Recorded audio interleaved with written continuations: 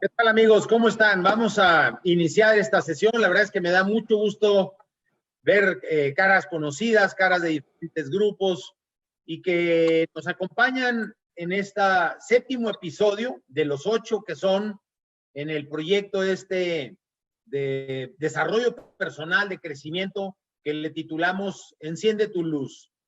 Porque a final de cuentas, en este entorno que hoy nos ha tocado vivir, no hay de otra más que nosotros hacernos responsables de encender nuestra luz interior, esa que nos va a dar el camino necesario para emprender acciones que nos ayudan a nosotros crecer, primero que nada, y luego poder impactar a la gente que nos rodea. Sabernos verdaderamente responsables de esos grupos con los que nosotros tenemos esos contactos, que es nuestra familia, nuestros amigos, nuestros grupos de trabajo en las organizaciones o los grupos de trabajo en las universidades donde estamos estudiando. Y en esta séptima sesión, pues me gustaría simplemente hacer como una revisión de lo que ha sido este proceso. En este proceso iniciamos hablando del contexto que estábamos viviendo. No nada más era el contexto de salud, sino el contexto y la implicación que va a tener en la economía de nuestro país y el impacto que va a tener en las personas y en las familias de este entorno, yo diría mundial, pero en particular nos centramos al caso mexicano. Y luego voy hablando de lo que podríamos hacer nosotros para alinear nuestro interés particular, nuestro interés personal, pues hablamos de la importancia de descubrir cuál es ese nuestro propósito, cuál es ese nuestro deber ser que está marcado aquí en este interior desde que nacimos y que se ha ido conformando y está dentro de nosotros mismos, y cuando la vida nos está mandando esos mensajes, nosotros tenemos que estar encontrando esas pues llamadas de atención de acuerdo precisamente a lo que yo tengo aquí en mi interior. Y entonces es cuando nosotros vemos personajes que se ganchan por el tema de la cultura, por el tema de los deportes, por el tema empresarial, por el tema de la política, por el tema del desarrollo social, porque es algo que ya tienes aquí dentro de ti. Y cuando la vida te empieza a dar esas llamadas, tú vas encontrando esa identificación y alineas y empiezas a hacer ese gran descubrimiento, donde entonces pones tus valores y pones tu visión de largo plazo. Hablamos también en un segundo capítulo de la importancia de hacer un plan.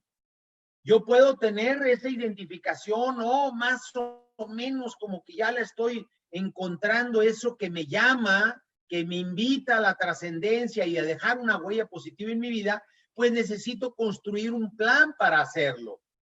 No se va a dar de manera natural yo sentado en mi casa. Tengo que hacer un plan donde aquí en el proyecto hablábamos de hacer planes que puedan ser visibles, que puedan ser factibles de realizar, que tengan una fecha de terminación, que tengan una manera de medirlo para saber que estoy avanzando. Sin ese plan, nunca voy a llegar al final de la escalera porque no estoy dando el primer paso del primer escalón. Y hablábamos de cómo hacer eso. En un tercer capítulo o una tercera parte, hablamos de la importancia de tener pensamientos positivos. Esos pensamientos que están aquí en nuestra cabeza, tenemos buenos y malos, más de 60,000 pensamientos cruzan nuestro cerebro todos los días. Bueno, en esos pensamientos hay una buena parte que son negativos y una buena parte que son positivos. Ni siquiera yo hago la intención de traer ese pensamiento. El pensamiento está aquí en mi cerebro dando vueltas. Pero cuando yo me agarro de un pensamiento negativo y ese me obstruye el proyecto de visión que yo estoy construyendo, la invitación era fortalecer los pensamientos positivos, cambiar el verbo como lo explico para tratar de darle otra óptica que me ayude a enfrentar precisamente ese pensamiento negativo con algo positivo pero realista. No es algo que yo me esté inventando, y hablábamos precisamente del tema de la política en México, cómo algunos de nuestros políticos creen que el pensamiento positivo es inventarte historias que no son factibles, que no son realizables, que se han intentado otras veces y no funcionan. Pues sí, suena como un pensamiento positivo, pero no tiene ningún fundamento para hacerse. Eso no es lo que nosotros estamos promoviendo. Lo que estamos promoviendo es dentro de una realidad, dentro de tu aquí y tu ahora y tus habilidades y pensamientos y conocimientos, cosas que verdaderamente pueden ir abonando para ir sacando la vuelta a estas dificultades que normalmente se nos presentan en la vida. La sesión anterior hablábamos de la persistencia, esa persistencia para salir adelante a pesar de las dificultades. Presentamos 3 casos. Los 3 casos que presentamos fueron grandes personajes, son grandes personajes ahorita de la vida, del mundo, ¿sí? Sin embargo, los 3 tienen una discapacidad motriz importante. ¿Y por qué habíamos escogido esos ejemplos? Porque era una manera de decir, no pensemos que la persistencia nada más está dada para la gente que tiene algún tipo de problema físico. Muchas veces nuestros problemas están aquí en nuestro pensamiento. El sentirnos menos, el sentirnos achicopalados, el no entender lo que es nuestra energía interna, que es capaz de hacer muchas cosas verdaderamente relevantes. Y esos testimoniales que nos daban estos 3 personajes que ustedes recordarán, Nick Vujicic, Jessica Long y Leo Morales, pues claramente nos invitaban a decir, ¿tenía yo que enfrentar esto o dejarme morir? Bueno, lo mismo nos pasa a nosotros. Cuando yo tengo un gran proyecto, una gran visión de lo que quiero hacer y en la primera caída ya me estoy echando para atrás, pues no tiene ningún sentido. Si esa visión verdaderamente es relevante, tengo que encontrar cómo con la persistencia le saco la vuelta, me hago acompañar de personajes que me puedan ayudar o arropar para construir un sueño más grande entre más gente. Eso era la persistencia. Pero ninguna de esas 4, aun y cuando tenga las 4, tiene ningún sentido si no tengo lo que vamos a hablar hoy, que es la acción. Esa acción transformadora que es característica de todos los líderes. Acción que da ese primer paso para enfrentar todo lo que se está planeando, reconociendo que va a haber dificultades. Esa acción transformadora que no nada más me va a impactar a mí, sino va a impactar a la gente que me rodea. Sin esa acción, las 4 primeras es muy buena teoría. Muy buena teoría, muy buena reflexión, muy buen sentimiento positivo que me va a cargar el decir, wow, qué casos de éxito tan padres me han presentado. Pero sin la acción, es teoría. La realidad del liderazgo es el ejercicio, aprender el ejercicio haciendo liderazgo. Y podemos hacerlo, como ya lo enfatizamos, en la familia, en los grupos donde yo participo, en la empresa, las grandes organizaciones que se caracterizan por ese liderazgo, tienen precisamente esta acción. Y muchas de ellas, o la gran mayoría, se han equivocado en el camino. Ya han reconocido sus errores y regresan, vuelven a alinear, vuelven a confrontar a todo su equipo y vuelven a marcar un camino de acción precisamente transformadora. Eso es lo que vamos a tocar en esta sesión. Me voy a permitir compartir una presentación que nos lleve un poquito de la mano en este proceso.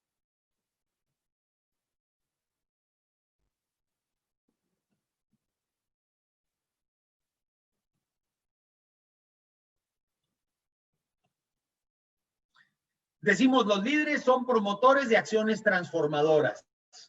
No basta, como ya decía, tener sueños, ni tampoco tener un plan, ni la actitud positiva. Es indispensable acciones transformadoras.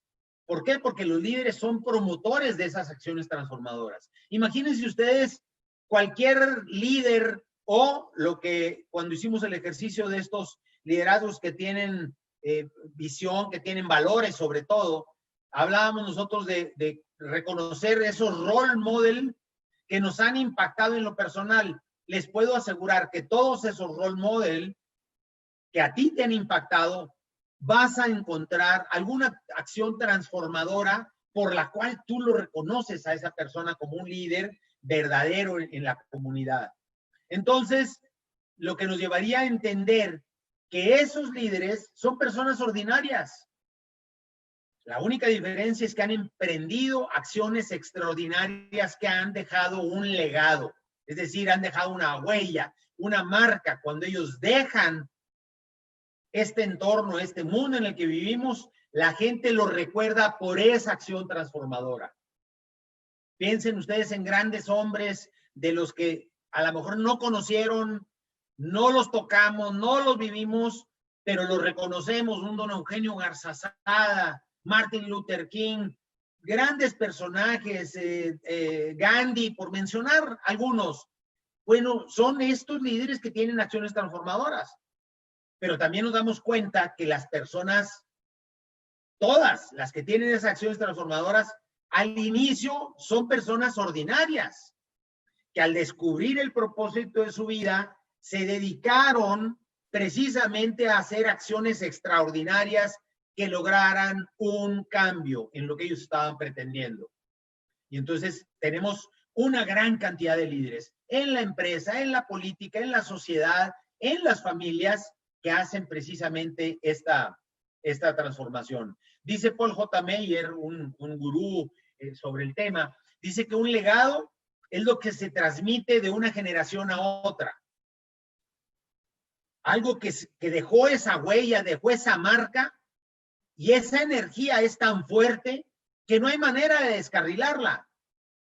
Alguien la toma en la siguiente generación y la va transformando y la va reconformando, a menos de que esa persona que lo tomó en realidad no sea ese líder promotor de acciones, y entonces pues empieza a destrozar ese legado de esa familia y ya nada más queda, hace muchos años alguien hizo esto y vino alguien, otra generación, a destruirlo. Nosotros no podemos promover eso.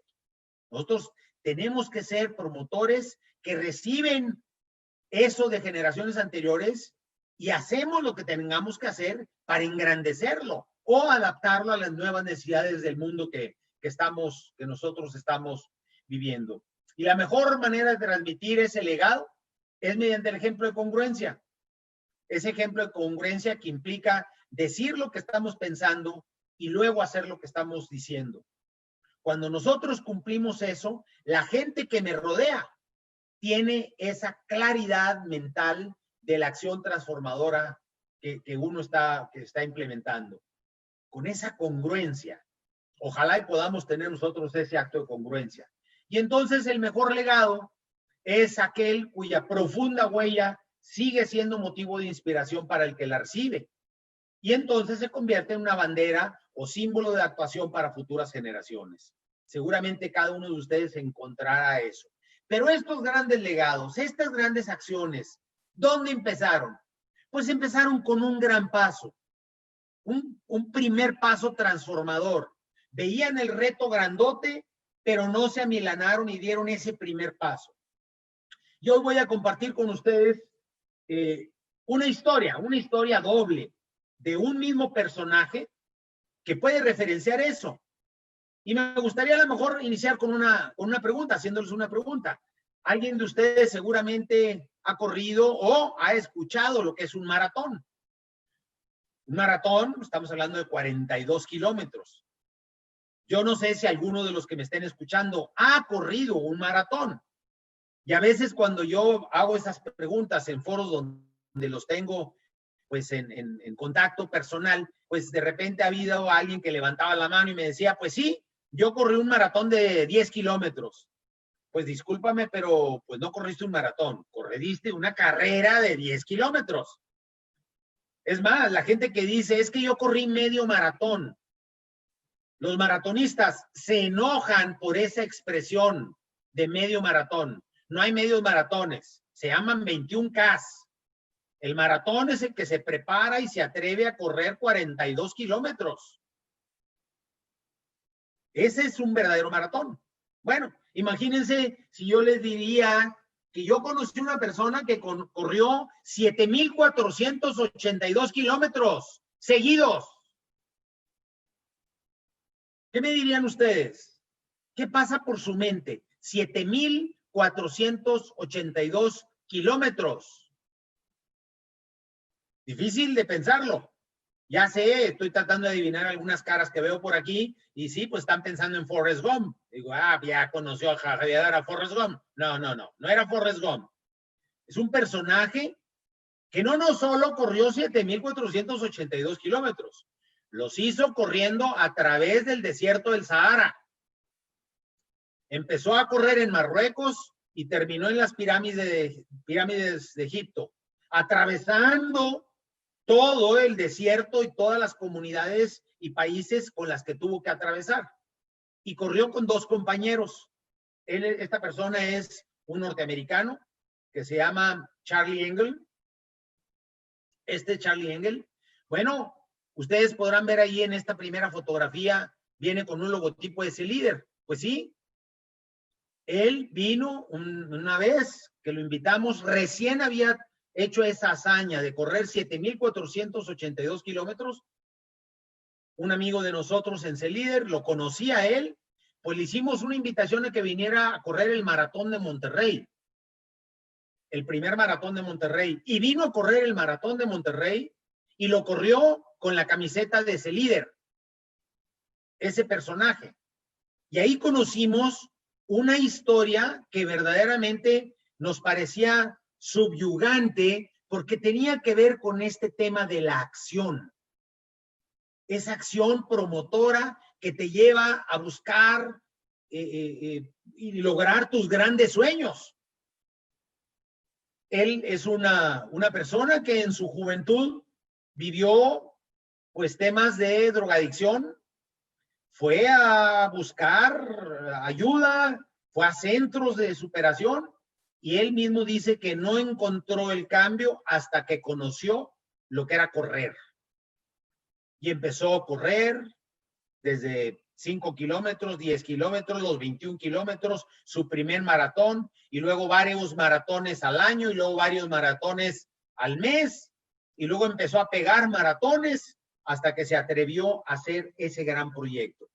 Nadie había corrido 7,482 kilómetros atravesando el Sahara. Y para eso invitó a un canadiense y a un asiático norteamericano, maratonistas, para correr. Y en esa corrida hubo un proyecto de National Geographic que dice, yo voy a filmar esta hazaña porque pues no me la creo. Y si se logra esa hazaña, pues algo podemos hacer con ello. Hicieron una película que se llama Running the Sahara. Se la súper recomiendo ahora que están en este proyecto aquí de encierro. Running the Sahara, se lo van a encontrar en el YouTube. Dura 2 horas o hora y 40 minutos y es toda esa hazaña con las dificultades, los problemas, la planeación, todo lo que implicó ese gran sueño. Voy a tratar, a ver si me funciona, ponerles un pedacito de un video que pudiera representar esto. Nomás que esperen un segundito, nomás para saber dónde lo tengo.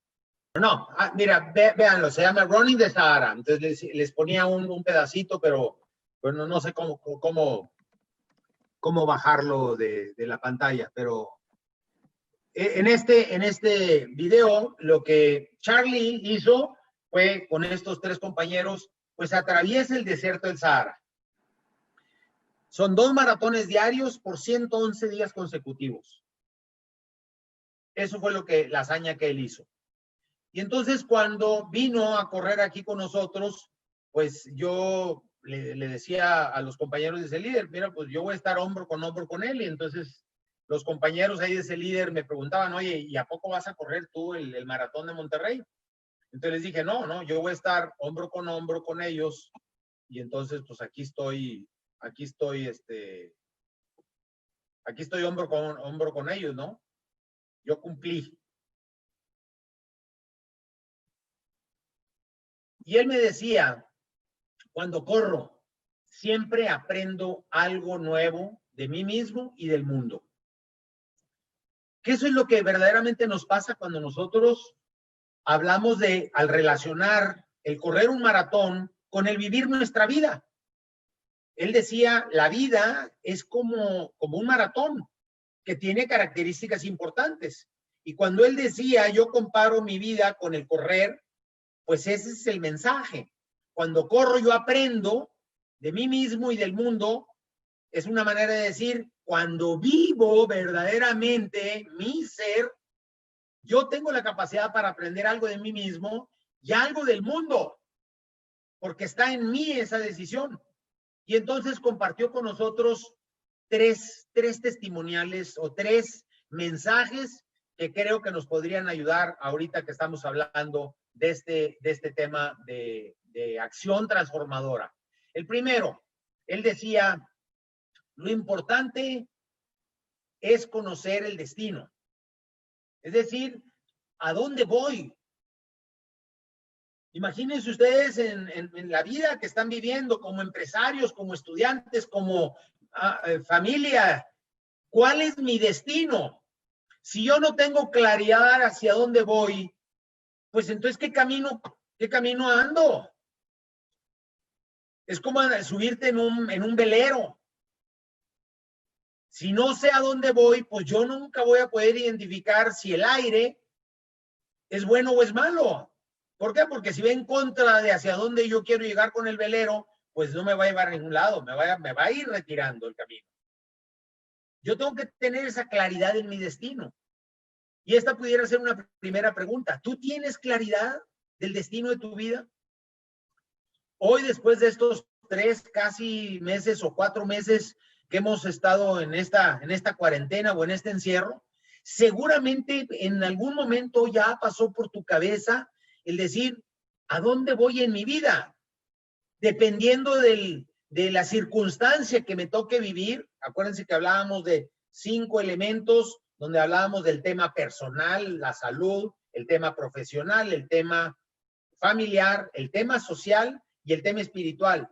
Dependiendo de la etapa de nuestra vida, pues yo puedo tener una circunstancia que hoy me está definiendo dónde estoy parado y a dónde quiero ir. ¿Para qué? Para hacia allá dirigir toda mi energía, toda mi batería, todas mis posibilidades. No estar pensando en algo que no conozco. Desafortunadamente en la vida nos damos cuenta que mucha gente no conoce el destino al que está enfocando su vida y entonces hace lo que la vida le está diciendo que tiene que hacer. Y esa vida pueden llamarse sus amigos, sus familiares que le dicen, haz esto, haz lo otro, dirígete por aquí, dirígete por acá. Y uno termina entonces siendo una marioneta de alguien más. Porque no es mi proyecto, no es algo que me lleva a una consecución de algo profundo que es beneficio para mi ser. El otro elemento importante que él nos descubría era el poner a prueba tus fortalezas y tus debilidades. Todos tenemos esas fortalezas y debilidades. Él en su maratón, antes de atreverse a un proyecto como este de 7,482, primero dijo, ¿tengo capacidad? ¿O apenas he corrido un maratón y ahora me quiero aventar 7,482? Por supuesto que no fue así. Fue construyendo un proyecto de vida que tenía que ver a través de correr. Pruebas, carreras muy importantes, el maratón de Boston, el maratón de Nueva York, y empezó a probar y empezó a destacar como alguien verdaderamente importante en el tema del maratonismo.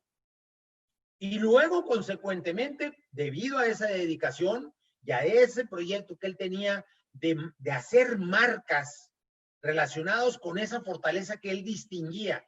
Yo me quiero imaginar que reconoció que tenía un corazonzote de este tamaño. Y no me refiero al corazonzote espiritual, me refiero al corazonzote físico que le daba esa capacidad para correr esa cantidad de maratones pegados. Entonces, cuando él dijo, yo tengo eso, voy a ponerlos a prueba. También tengo debilidades, también voy a ponerlas a prueba, porque de ahí voy a aprender en el camino cosas de mí y cosas del mundo que están a mi alrededor.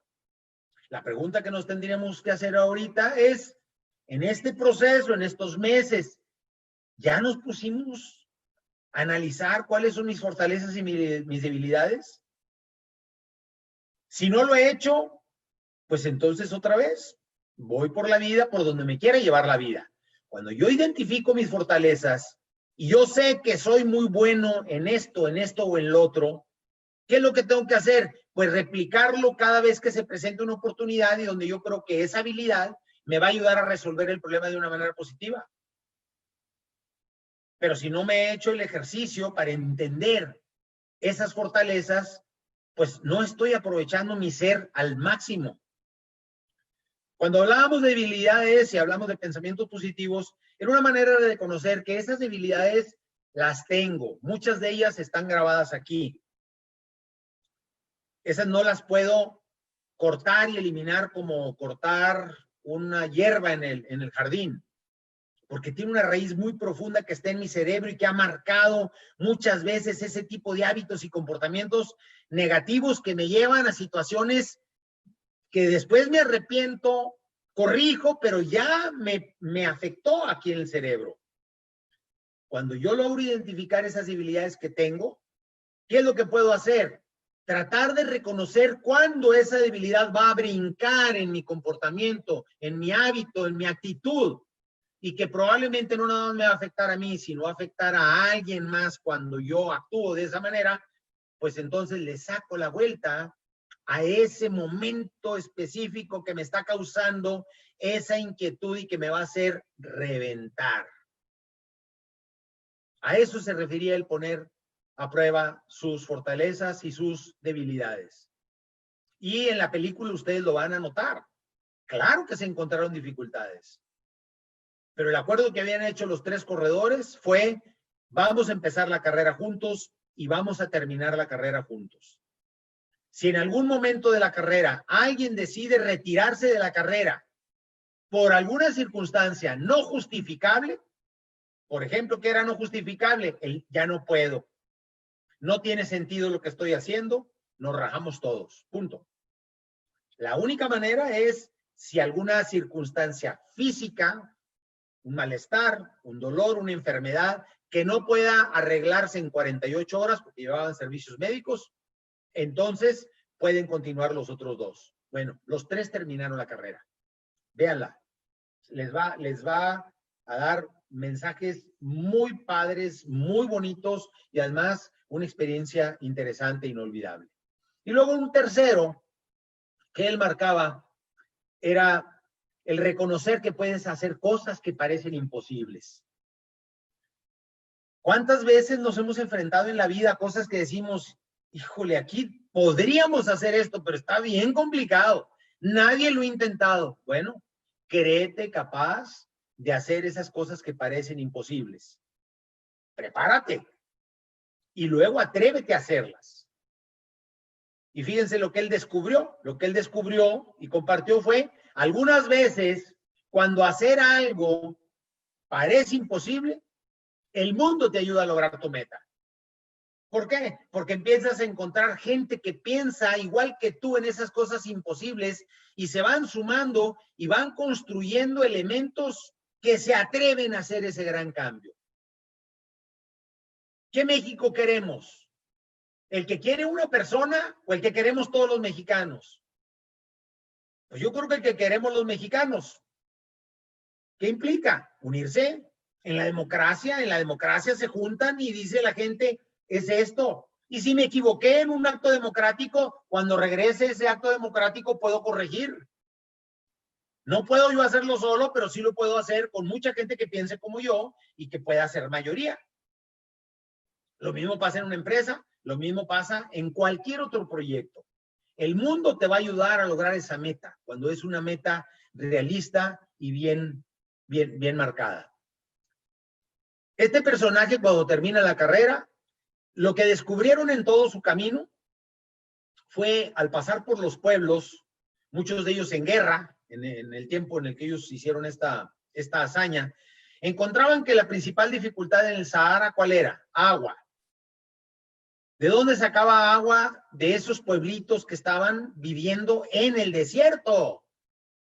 Bueno, pues había pozos de 1000 metros de profundidad donde metían una tina y sacaban a tinazos el agua que iban a utilizar para vivir en las comunidades.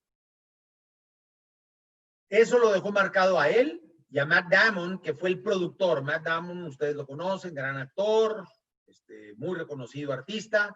Él fue el productor de esta película, de Running the Sahara. Entonces, junto con Matt Damon y él, hacen una organización que se llama H2O, y donde canalizaron recursos económicos importantes del producto que National Geographic les pagó por la película para poderla utilizar en sus foros, y con ese dinero fueron a hacer pozos para sacar agua en esas comunidades. Sigue ese proyecto funcionando. Siguen haciendo proyecto importante que va enfocando a darle agua limpia a la gente que vive en esas comunidades sumamente marginadas. Esta es la primera parte de la historia. Hay una segunda parte de la historia, y esa segunda parte de la historia de Charlie la contemplo en esta expresión que él me dice. Me dice, lo que verdaderamente importa no es lo que haces cuando las cosas van bien, sino las cosas que haces cuando las cosas van mal. Eso sería lo que tendríamos que estarnos preguntando ahorita. ¿En qué cosas me está yendo mal que yo puedo hacer una acción que modifique esa posibilidad para que entonces se convierta en una acción transformadora? Bueno, en el 2013, fue una crisis económica importante en Estados Unidos que ustedes han de haber escuchado, que era lo que le llamaban la crisis hipotecaria. Y empezaron a tronar pues muchos proyectos hipotecarios, y entonces pues esta persona, Charlie Engle, él hacía inversiones hipotecarias, pero para hacer inversiones hipotecarias pues falseó documentos o entregó documentos que no eran ciertamente verdaderos para favorecer el que le dieran un crédito, que después iba a pagar. O sea, no se iba a robar el crédito. Si no era para que le dieran más crédito, pues decía que sí tenía posibilidades de pagar tal o cual crédito. Y con esos créditos entonces compraba bienes raíces para hacer negocio en bienes raíces. ¿Quién hace esto? Todos los que hacen bienes raíces en el mundo. Todos pasan por esto.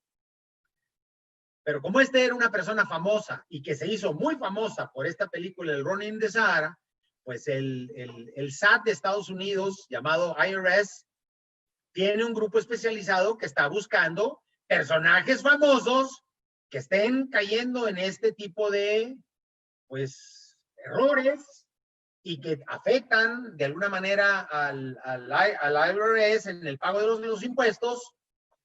Encontró el caso de Charlie, lo documenta, lo toman y lo llevan preso. Le ponen un juicio precisamente por falsear documentos para tener créditos más grandes. No les hago la historia larga. Charlie se salió a defender, puso abogados, perdió el juicio, le dan 21 meses de cárcel. ¿Qué hizo Charlie cuando recibió esa decisión diferente a la que él hubiera esperado por el apoyo de los abogados? Pues dijo, puedo seguir peleando, pero no voy a ganar nada. ¿Cometí un error? Sí, cometí un error. ¿Qué tengo que hacer? Pagar mi error. Va a la cárcel y en la cárcel empieza a hacer lo mismo que hacía cuando corría. Correr en la cárcel, hacer ejercicio, hablar del tema de la salud, y empezó a convocar a todos los presos que eran compañeros de él a participar en actividades de salud, bienestar, de poner un gimnasio, y hizo una transformación importante en esa prisión que él estuvo en Virginia. De los 21 meses, la pena se le disminuyó a 15. A los 15 meses salió de la cárcel. Y cuando salió de la cárcel, nosotros en CELíder seguimos en contacto con él por la relación que habíamos hecho en el 2007. Y entonces le dijimos, oye, Charlie, qué bueno que ya saliste. Qué valiente fuiste de aceptar esto y enfrentarlo. Te invitamos otra vez a venir a Monterrey. Acepta venir a Monterrey, organizamos varios temas y lo primero que nos dijo fue con una condición. Si voy a regresar, no voy a ir a regresar a platicarles de mis éxitos, que son todos esos maratones y todos esos éxitos y medallas y reconocimientos que el mundo le ha dado. Voy a regresar a platicar precisamente de mi vida cuando me fue mal, que fue este caso de vivir los 15 meses en la cárcel.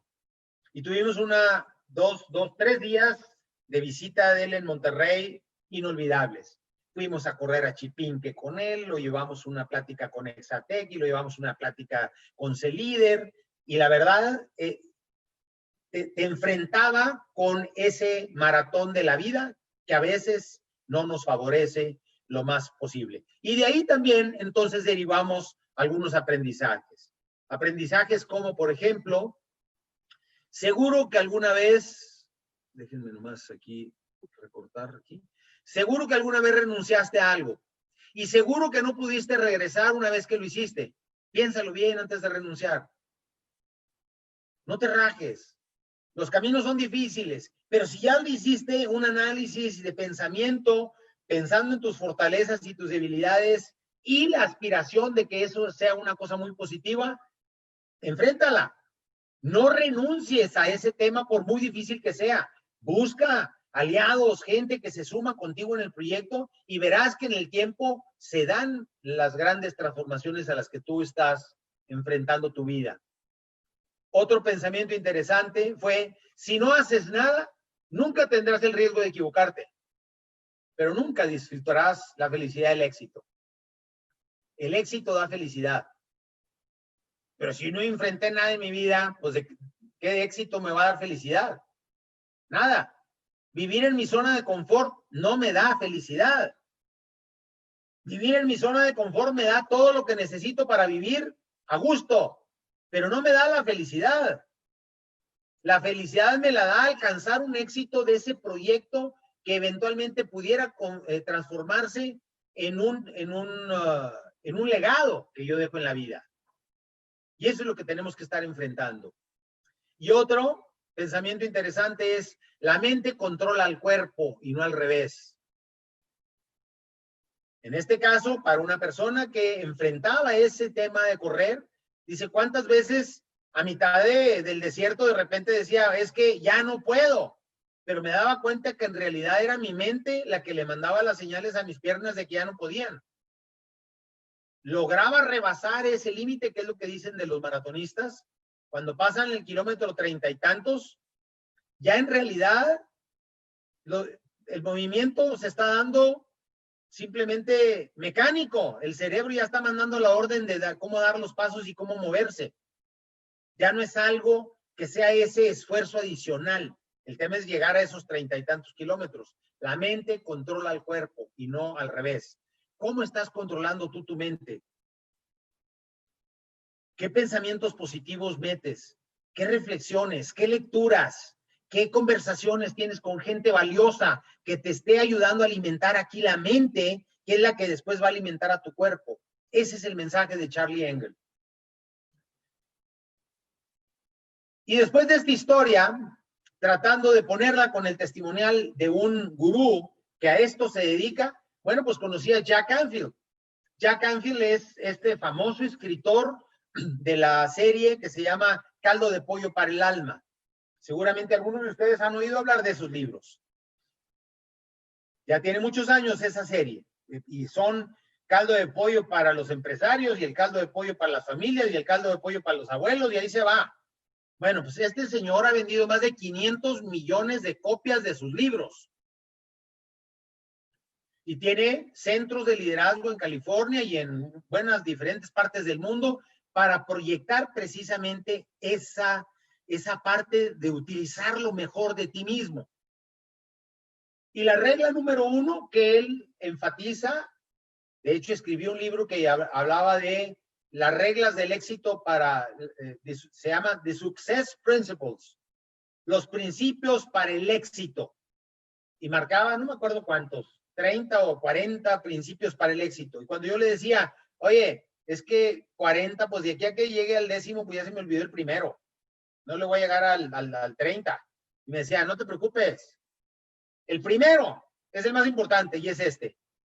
Hazte 100% responsable de tus respuestas a los eventos que te va a presentar la vida. ¿A quién voy a culpar de la circunstancia que estamos viviendo ahorita? El coronavirus. ¿Y cómo se apellida el coronavirus? ¿Qué importa si es de los chinos o si es de los italianos o los españoles los que eventualmente ya hicieron que llegara aquí a México? Está con nosotros. ¿Cómo respondo a esa circunstancia? Ahí sí soy responsable. ¿Qué es lo que nos han dicho ahorita? Cuídense, hay que cuidarnos. Y cuidarnos significa cuidarnos 100%. Reuniones familiares, salidas a divertimiento en algún deporte. Hay que cuidarse. Esa es la acción que yo me hago responsable. ¿Cómo me hago responsable de la responsabilidad que tengo en una empresa? No nomás cumpliendo para lo que me contrataron, sino cumpliendo y excediendo eso para lo que me contrataron. Yo soy responsable. No estar esperando que venga recursos humanos a resolverme mis problemas. Es que nunca me dieron capacitación de no sé qué. La capacitación está ahorita en las redes, gratis. Si yo lo alineo a lo que está dentro de mi ser, me voy a convertir en alguien extraordinariamente bueno en algo, que entonces la gente de recursos humanos me lo va a tomar y me va entonces a poner al frente de esos retos relevantes. Cuando yo me hago responsable de cómo respondo a las acciones que me da la vida. Jack Canfield nos daba 3 aprendizajes interesantes que comparto para terminar esta sesión. Primero, toma acción y pide retroalimentación para ir corrigiendo en el camino. Como Charlie Engle. ¿Qué decía Charlie? Yo no me ponía a pensar 7,482 kilómetros. Ni me imaginaba levantando un trofeo o levantando las manos por el éxito. No. Lo que yo estaba pensando es, ¿doy el primer paso o no lo doy? Pienso dónde está la siguiente etapa de hidratación en medio del desierto que iba delante de ellos. Que a lo mejor estaba a los 5 kilómetros. En eso estaba pensando, no en los 7,482. Igual aquí. Da ese primer paso de ese gran proyecto transformador que tú quieres dejar huella. Y luego pides retroalimentación y vas corrigiendo en el camino. Y en el tiempo vas haciendo, pues enderezar, alinear, corregir, sumarte con alguien más para que ese proyecto se vuelva realidad. Pero empieza tomando acción. 2, enfócate en aquello que cambia el rumbo en la dirección que tú quieres. Tengo muchas cosas por hacer, pero si pongo el interés y el foco en aquello que cambia el rumbo de lo que está aquí en mi ser, de lo que yo quiero impactar, ahí entonces es cuando voy a dar verdaderos frutos. No andar metido en, como dicen por ahí, chile, limón y manteca. Pongo el foco en aquello que a mí me da sentido, en mi proyecto, en mi prioridad, que puede ser mi persona, puede ser mi familia, puede ser mi trabajo, puede ser mi sociedad o puede ser mi espíritu. Lo que hoy me da más sentido, ahí me enfoco y entonces voy a lograr darle la dirección adecuada y lograr resultados positivos. Y tercero, visualiza lo que quieres lograr y decláralo. Eso que está ya empezando a brotar en cada uno de ustedes, ese es mi proyecto de vida. Díselo a la gente, decláralo. Cuando yo lo declaro, ¿qué es lo que estoy haciendo? Mandándole un mensaje a mi propio cerebro donde dice, para mí es importante mi familia, y lo que le preocupa a mi familia y la unión de la familia a pesar de los problemas que tengo. O a mí lo que me preocupa es el entorno social y entonces me voy a comprometer para defender la democracia, porque la democracia es lo que nos va a llevar a la superación y a resolver los problemas de la pobreza de un país, como ha sido la historia en el mundo. Decláralo. Cuando uno lo declara, entonces la gente empieza a hacer esas conexiones para sumarse contigo en cosas de esas positivas. Pero cuando yo tengo las acciones metidas aquí en mi cabeza, sí, algún día lo voy a hacer. Sí, sería muy bueno que México tuviera esto. Sí, sería muy bueno que mi familia no sé qué otra. Sí, sería muy bueno que yo fuera así con mi esposa o mi esposa conmigo. No pasa nada, no va a pasar nada. Cuando yo lo declaro, visualizo cómo va a ser y lo declaro, empiezan esas conversaciones positivas que empiezan a darnos un alineamiento de las acciones que yo quiero tomar. Y eso es lo que nos diría este Jack Canfield como testimonial. Hay algunos ejemplos. Por ejemplo, en el caso de ese líder, todos los años, casi todos los años, nosotros hacemos un reconocimiento a alguien que por su ejemplo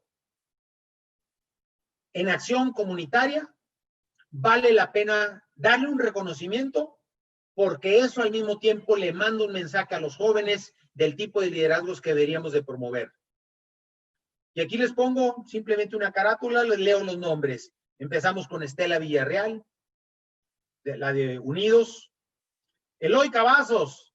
Hace poquito le mandé a mis amigos un videíto de Eloy Cavazos, donde él, con su edad ahorita, sale hablando de por qué él hace lo que hace y por qué se atrevía a arriesgar su vida, por ejemplo, para ayudar a alguna organización yendo a torear, y en una de ellas ya mero y se muere. ¿Cuántas veces fue cornado Eloy Cavazos por ese tipo de acciones? Muchas. Gracias a Dios no se murió y sigue siendo un ejemplo en su comunidad. Hay escuelas que llevan su nombre, hay calles que llevan su nombre. Es un ejemplo en nuestra comunidad haciendo su pasión, que eran los toros. Les hablo de Jorge Font, les hablo de Xóchitl Gálvez, hoy una senadora en la República que defiende todos los días los valores de la democracia. Fernando Landeros, Teletón, que ustedes conocen. Sandra Jiménez, que arrancó muchos modelos de liderazgo y a pasar de su parálisis cerebral es un ejemplo en el mundo. El padre Fray Pascual, ya se murió, Pascual Rosales, que hace acciones de transformación ahí en la Sierra del Nayar. Consuelo Garza de Garza y un grupo de amigas que formaron el grupo de formación de las esposas de los trabajadores, y es un grupo pues que ya está en todo Latinoamérica, se llama ANSPAC, Acción Nacional Pro Superación. María Cristina Cepeda, Álvaro Aguilar, Arturo García, son empresarios sociales en comunidades indígenas. Germán Dehesa, que en paz descanse. Marinela Servige, por el tema del Museo de los Niños. Carlos Breme, por todo lo que ha sido el apoyo al deporte. Joaquín Masi, Leti, su esposa, por el tema de niños con cáncer. Arispe y Teresa Coronado, Labio Leporino, Eduardo Vázquez y Gabriela por el de cáncer de mama, Eduardo Garzate, por todo el proyecto en la fundación de Frisa, Anastasia Jaramillo, apoyo a la gente con menos posibilidades, tiene asilos para ancianos. Alejandro Martí, pues toda la historia que vivimos de el hijo que mataron, deja los negocios y se dedica a una fundación para buscar cómo pues hacer justicia ante este tipo de circunstancias. Ernesto Canales por el tema del apoyo a los reos en las cárceles. Lorena Ochoa, no porque fue la campeona del mundo en golf, sino por lo que ella hacía por la educación en una escuela que tiene en Guadalajara. Lorenzo Zambrano, todo lo que hizo en filantropía en Cemex y en otras organizaciones donde se distinguió. César Montemayor también por apoyo a la comunidad. Claudio X González, el Junior, por todo el proyecto que hizo de Educación por México, que ahorita pues sigue luchando durísimo contra pues este gobierno que no quiere creer en la educación. Los tres rectores, Antonio Dieck de la UDEM, Reyes Tamés de la Universidad Autónoma de Nuevo León y Rafael Rangel del TEC de Monterrey, por todo su compromiso con el tema educativo y la alineación que nos ayudó mucho en CELíder.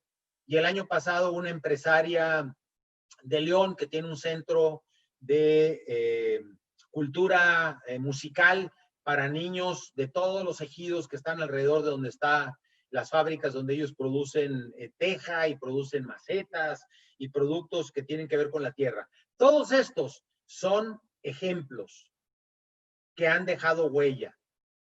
Son esos ejemplos que van a trascender porque tienen una marca, una historia, un legado que ellos ya prácticamente ya pasaron a una fundación, a una organización que seguramente va a saber a crecer esos proyectos.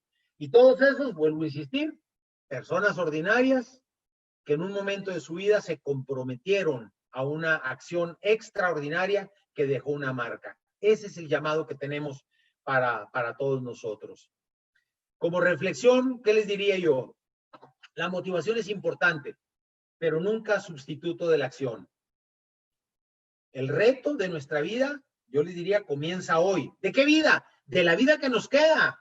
No sé si son muchos años o muchos días o poquitos, pero hoy yo tengo que tener esa visión y decir cómo este proceso de aprendizaje de estas sesiones que hemos tenido anteriores nos ponen en la circunstancia del aquí y ahora para esta vida que comienza hoy. Y el lema de CELíder, con una canción que desde hace muchos, más de 20 años tenemos y que conduce a todos los jóvenes, es: hoy es el comienzo de un nuevo día. Hoy es el punto de partida para empezar a ser mejor. No hay otro día. Hoy tiene que ser. Preguntas que les hago, si no las pueden contestar ahorita, ojalá y se les queden algunas para esa reflexión que los vaya poniendo en el camino para la última sesión que vamos a tener el sábado que entra, donde cerramos esta temporada con un ejercicio muy interesante que ahorita les platico. Preguntas para reflexionar. ¿Ya definiste lo que quieres hacer de tu vida? Si es la primera vez que participas en este proyecto, en este foro, pues lo único que te invito es a pensar. ¿Qué quieres hacer el resto de tu vida? Si sientes que eres joven y que tienes muchos años por delante, no necesariamente. Acuérdense que los jóvenes también se nos van cuando menos queremos. ¿Que tenemos más probabilidades de irnos los más viejos? Sí. Pero la vida es muy corta, raza. ¿Qué vamos a hacer el resto de nuestra vida? Si no lo tienes claro, mete esa pregunta en tu cerebro y vas a ver que no te va a dejar dormir. Y vas a ver que van a aparecer circunstancias y acciones de lo que estás haciendo ahorita, libros, películas, series, que te van a despertar esa posibilidad de poder definir qué quiero hacer con el resto de mi vida. 2, ¿qué hábitos necesito cambiar? A lo mejor ya identifiqué algunos hábitos que son muy difíciles cambiar. Sí, son muy difíciles, por eso son un hábito. Pero así como se hiciera un hábito por el repetimiento de ese pensamiento negativo que me hace mal a mí y le hace mal a quien me rodea, ¿de qué manera los puedo cambiar? Bueno, con pensamiento positivo, con acciones positivas o haciendo acciones que se contraponen a eso y que vayan generando ese otro nuevo hábito. Pero tienes que ponerte a pensar en ellos. 3, ¿qué acciones necesitas tomar en los próximos días? Si no haces nada, yo te digo literalmente, de aquí a lunes, martes, esto que estamos platicando ya se te olvidó, el cerebro no lo dejó en primer tema de interés porque ya lo mandó a algún archivo. que después lo vas a tener que traer si quieres. Si el fin de semana te quedas con alguna de estas inquietudes, van a empezar a surgir. ¿Qué acciones necesito tomar en los próximos días? Ponerme a leer libros sobre mi interés, tener conversaciones positivas con gente, que creo que viene más adelante. ¿Qué necesito aprender a controlar? Mi ira, mi miedo, mi incertidumbre, mi flojera, mi desánimo. Claro, en esta circunstancia de 4 meses de encierro, ya hay cosas que de repente nos desesperan. Bueno, tengo que aprender a controlar y cuando me entre ese momento de coraje por algo que además no puedo controlar, agarra ese libro que pensaste y te va a ayudar a controlar ese momento de desasosiego que estés viviendo. 5, ¿qué conversaciones necesitas tener? ¿Con quién? Esas conversaciones hoy tienes el mayor tiempo del mundo para hacerlas. Las puedes hacer por chat, las puedes hacer por teléfono, las puedes hacer en un Zoom, meterte a algún grupo que te invitaron a escuchar a un personaje que va a hablar sobre el aerolito este que está pasando ahorita, que está dejando una marca muy, muy bonita. Bueno, lo puedo hacer. Más que tienes que definirlo y hacerlo. Esa es la acción que va a empezar a moverte. Y por último, ¿de qué te tienes que desprender? Vamos a encontrar que traemos esa mochila que trae colgados resentimientos, corajes, envidios, cosas que no nos sirven. Es más, que tú sabes que no te han servido en los últimos 3, 4 años, pero todavía la tienes ahí cargada. Quítate la mochila y ya déjala a un ladito. Y si para hacer esa acción implica llamar por teléfono y decirle, oye, mira, perdóname por lo que te hice, lo vas a ligar con la pregunta anterior y vas a sentir un relajamiento que no te habías querido dar.